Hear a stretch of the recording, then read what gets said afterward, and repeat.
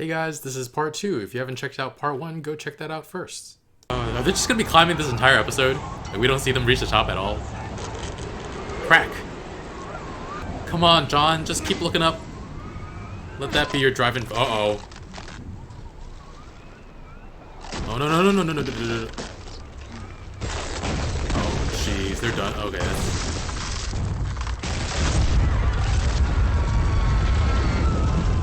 Can you imagine if that's the way the wall was built, so that it would fall apart if people climbed it? We gotta call them loose! Oh no. Come on. Get to swing, get to something. This is some Uncharted or Tomb Raider stuff right here.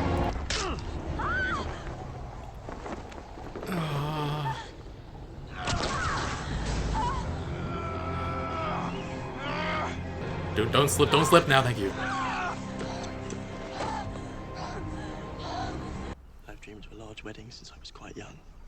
The guests, the food, the tournaments. What about the woman? She's a saint. The bride, of course. Wow. You mean the groom? But it sounds wonderful. I can't wait to see it. You never will. And to leave this place. Suppose there's anything we can do about this? We'd have them both killed. No, you can kill Tywin. It's hard to say which of the four of us is getting the worst of this arrangement. Probably Sansa. Though Loras will certainly come to know a deep and singular misery.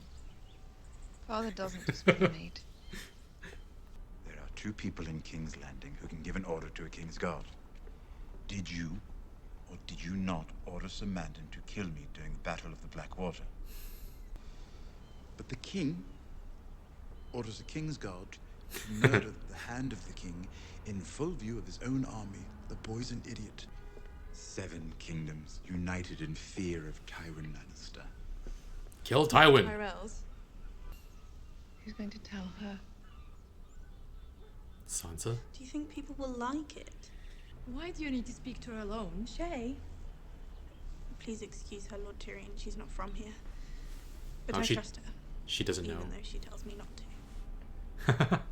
Aww. Thwarting you has never been my primary ambition, I promise you. Although who doesn't like to see their friends fail now and then? You're so right. Wow. The one who fed you information about my plans. The one you swore to protect. You didn't Roz? bring her any enjoyment. She didn't bring me any enjoyment. Oh no. She was a bad investment on my part. He was so grateful to me for providing this fresh experience. Jeez. What the hell did you do? Chaos is a ladder. Many who try to climb it fail, and never get to try again. Oh, that's what they mean by the climb. Fall breaks them. Oh, it was Joffrey. Oh no, Roz. And some are given a chance to climb, but they refuse. They cling to the realm, or the gods, or love. Illusions. That's... Only the ladder is real. The climb. She all could have there is. escaped.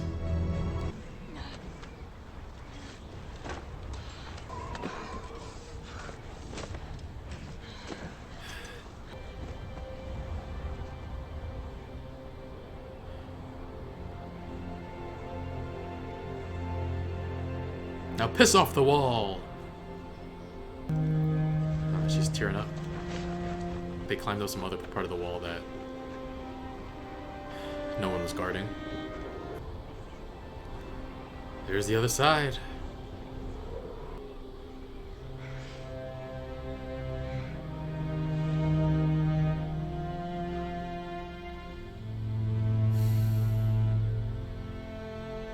That's sweet.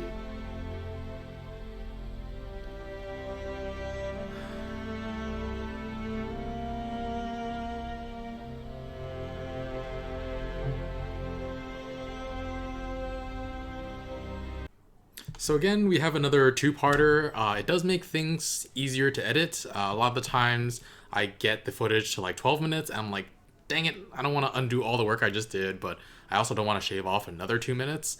That's why both parts aren't like 10 minutes each. I think it's around 15 minutes this time. I also want to cut out as much dead air time as possible, though. I don't want you guys to waste your times if you got places to be. I do want to talk about something personal before we get into the episode. I've been getting more nasty comments than ever this last week, and I'm recording this around Christmas, so maybe people feel like they have to be assholes to balance out the holiday cheer. I mean, I have someone telling me I'm tricking people into watching my videos by calling it a reaction video to Game of Thrones, and then they're saying that I'm using people as a receptacle to dump my views on politics into. My response was that it's an authentic part of my reaction and don't watch it if you don't like it. I love making videos for people who will enjoy them and engage with them. She was arguing that I should say in the title that I should bring up politics sometimes, because I'm wasting people's time otherwise. That doesn't make a lick of sense to me, but whatever. Like in day-to-day life, I do get some racism, but I don't really come upon people that are mean or cruel to me because of my choices and what I believe, because I do my best to be kind to everybody. But this is the internet, and cowards can be mean without any consequences. And starting this channel, I knew that intellectually, but I don't think I was ready for it emotionally, and it's made me a little tired. I do my best to change the way I think about it. Like, it's good that the mean people consider me their enemies. Like, hopefully I can level up and make bigger and better enemies, like big corporations somewhere down the line. But cruel people is an okay place to start. But no one can survive always getting tangled up in trying to talk every single one of these people down in the hopes that someone will change their mind. When someone comes to me all confrontational, I can change their mind like once in every 100 times maybe.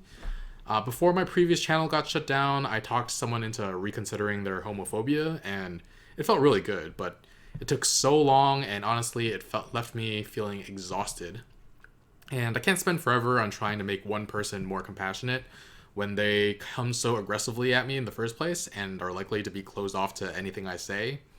I started the channel to share my experiences, hopefully entertain people, but also to spread some compassion, and it's not a good use of my time to argue with one person if I want to reach more people. Also, side note about my channel being shut down before, it got 3 copyright strikes and only one of them was legitimate, but YouTube didn't let me fight it.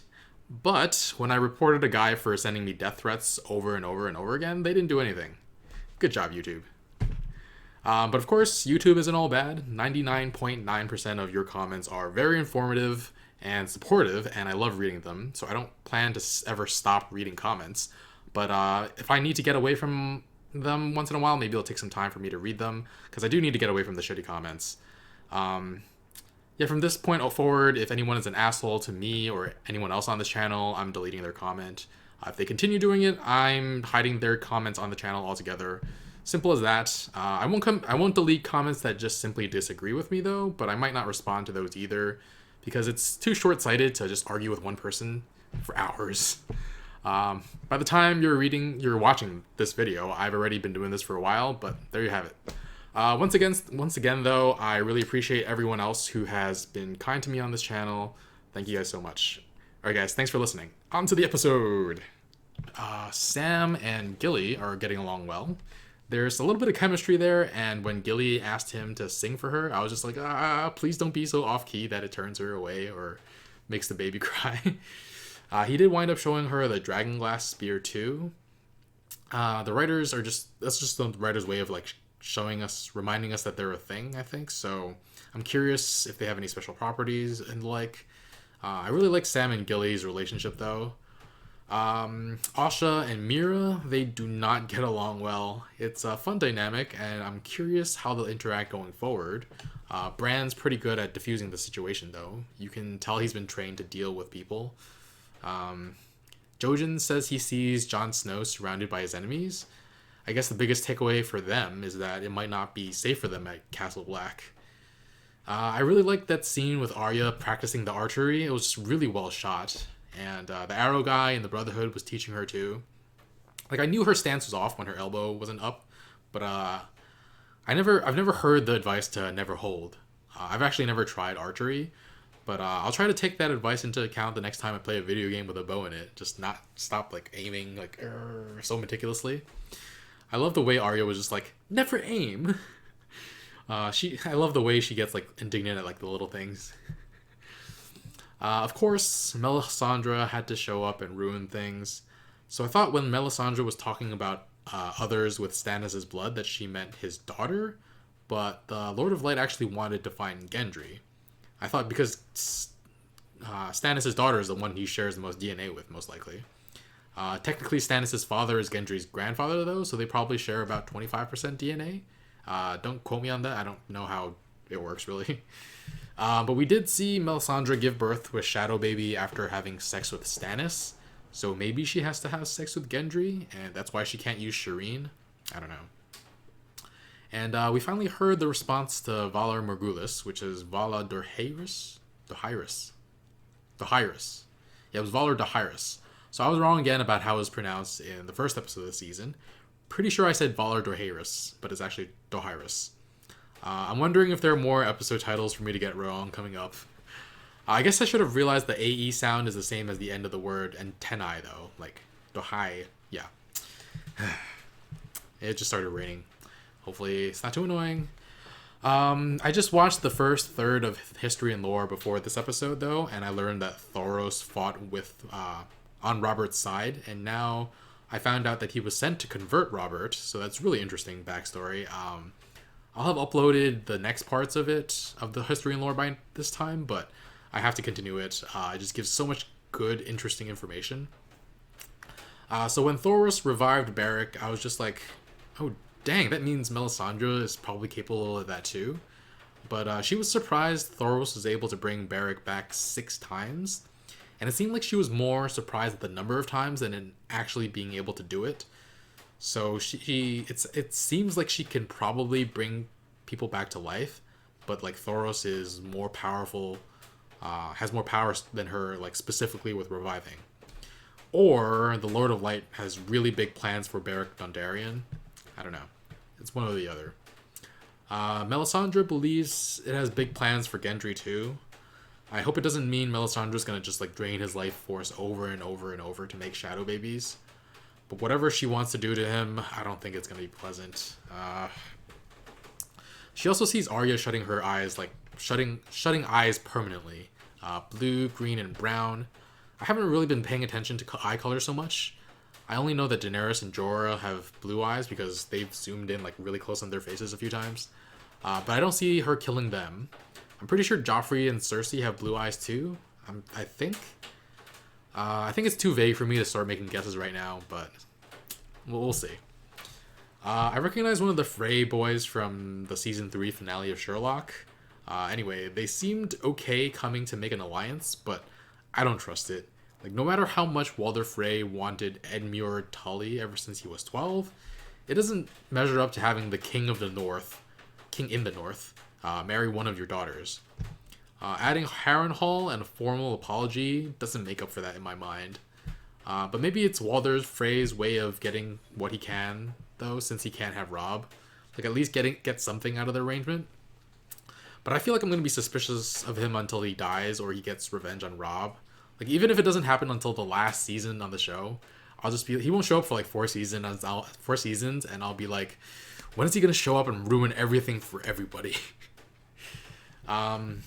Olenna verbally spars with Tywin, and they're a good match for each other.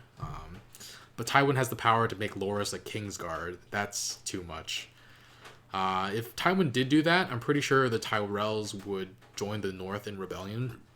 But Olenna decides it's not worth it and agrees to let it go. But to threaten the matriarch of the Tyrell house like that? I was saying previously when Tyrion was hand that he was making too many enemies. But Tywin isn't doing himself any favors either. Like, Tyrion and Cersei are too loyal to kill him for now. And the Tyrells won't be fans for him for long. So they all have too much to gain from killing him. But it's interesting how different all the regions are in this world. Highgarden seems very accepting of homosexuality, whereas Tywin and Joffrey both think of it as horrible sins, and they came from Casterly Rock. We haven't seen too much of the world yet, but each place is just really different. I think when I'm all caught up, I'll hold a poll asking you guys, like, which place would you like to stay in most in this world if you had to choose? Me, I'd probably choose that dungeon Theon is in. I'm a bit of a masochist. I'm kidding. Please, no. Oh god, why did I even make that joke?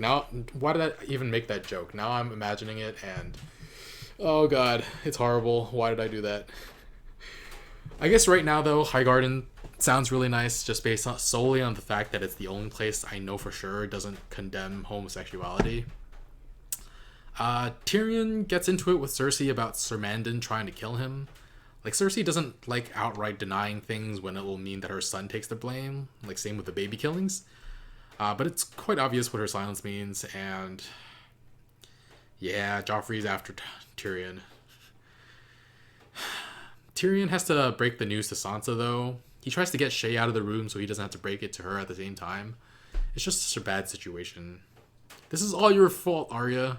If you had Tywin killed, Sansa could have married Loras.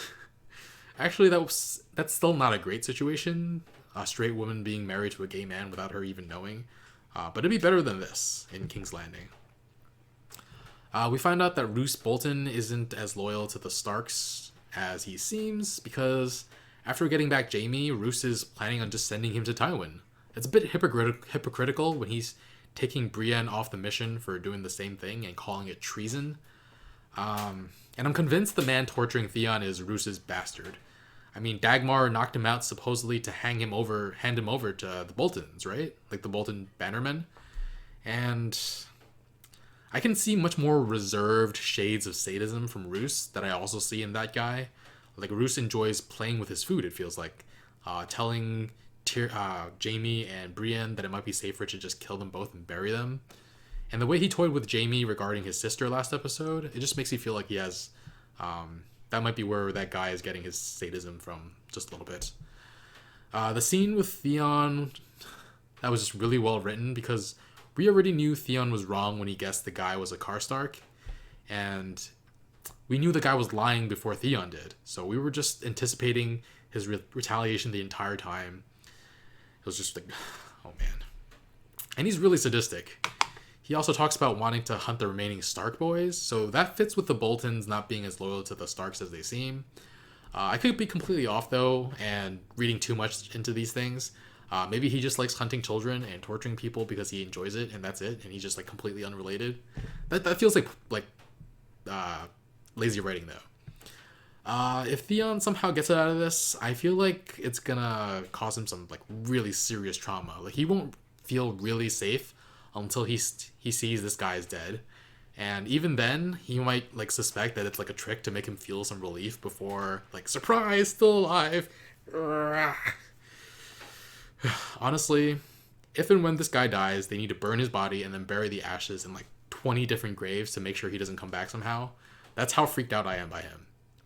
Like, you can't let him get turned into a white either, because honestly, even though all the whites we've seen just become like mindless killing machines, I'm convinced that his sadism would come back as well with his as a white. Sometimes episode titles only have one meaning, but the last two episodes, they've had multiple meanings. This time, the climb was referring both to the climbing of the wall and Littlefinger's analogy for the realm. Chaos is a ladder, and the only thing there is the climb. That was a really powerful line and monologue. And it was so sad to see Raz go out like that.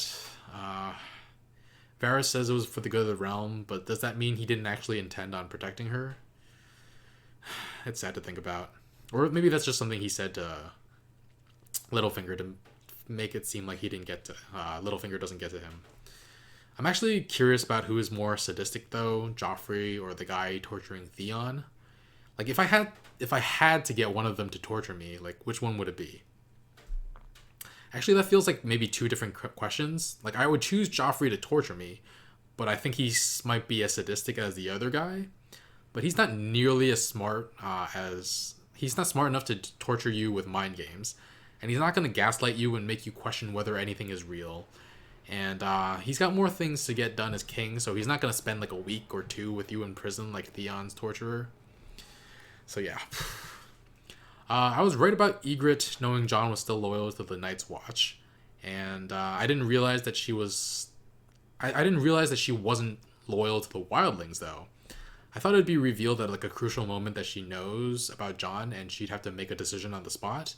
But this way is actually more interesting to me, though, because I'm now rooting for them as a couple, and it's a lot more fun. Even if they get to the other side, though, they can't be together forever because of Jon's vows. So we'll have to see how they deal with that. All the climbing was fun and scary. I asked this during the episode, but wouldn't it be interesting if the wall was designed to crack like near the top once you get high enough? Like, it's not the case, but that would be pretty smart, just to break people's spirit and like dissuade people from ever climbing. I thought Jon Ygritte might kill the warg once they got to the top, but that didn't happen. But the scene at the end was really romantic. Ygritte finally got to see the view from the wall and the other side of the wall, so that was really fun. I'm gonna give this episode another 3.5 out of 3.5 direwolves. It's been a lot of fun. But yeah, stick around, guys. We got more stuff coming up, and be sure to like, comment, share, and subscribe, and I'll see you guys soon. My voice is dying. Bye, friends.